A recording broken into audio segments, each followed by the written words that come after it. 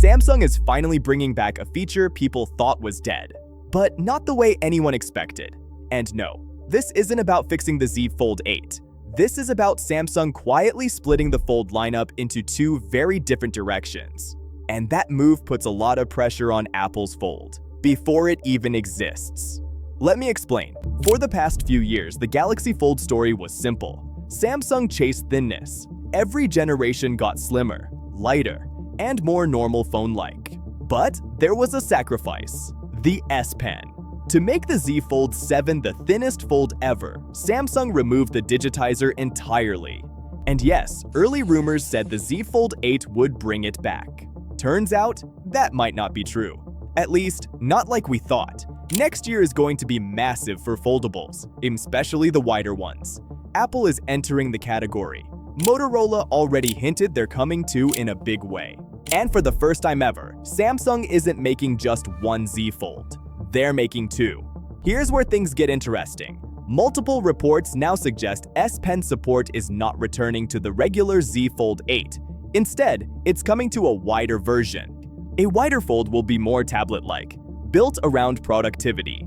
That suddenly makes a lot of older rumors click into place, especially the carbon fiber backplate and the much larger 5000 mAh battery upgrade.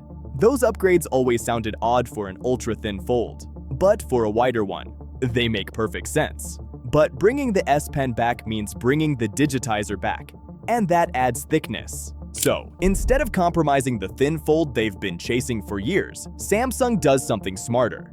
The regular Z Fold 8 stays ultra-thin and portable. The wider Z Fold 8 becomes a productivity machine. Yes, Samsung has been experimenting with a digitizer-less, chip-based stylus.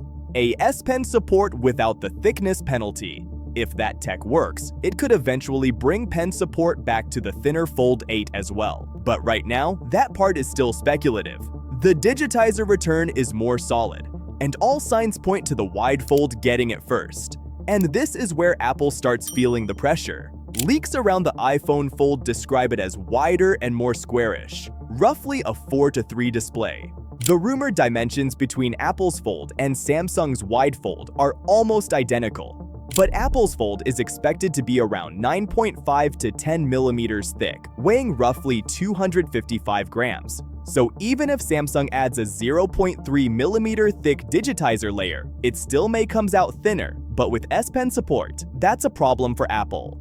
And that's not all. The camera advantage is even clearer. The iPhone Fold is expected to skip a dedicated zoom lens entirely. While Samsung isn't just keeping the triple camera setup, they're upgrading it. According to a reliable report, both Z Fold 8 models jump to a 50 megapixel ultra-wide, up from 12, while the telephoto lens on the regular Z Fold 8 moves from 10 megapixels to 12 megapixels. And this is the first time all three lenses align with Samsung's Ultra flagship, and there's more.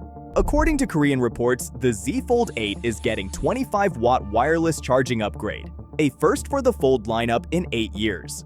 With the S26 Ultra also getting charging upgrades, it wouldn't be surprising to see 60-watt wired charging upgrade in the Z Fold 8 too. But we'll have to wait for confirmation. So, just like the Galaxy S line split into Base, Plus, and Ultra, foldables are heading the same way. Samsung is dropping the boxy look on the S26 Ultra. But according to Ice Universe renders, the wider Z Fold 8 keeps that sharp, boxier design, instantly separating it from Apple's Fold. And if you want to see how the wider Z Fold 8 or the iPhone Fold would actually feel in your hands, click the video right here. This is Techtics. I'll see you there.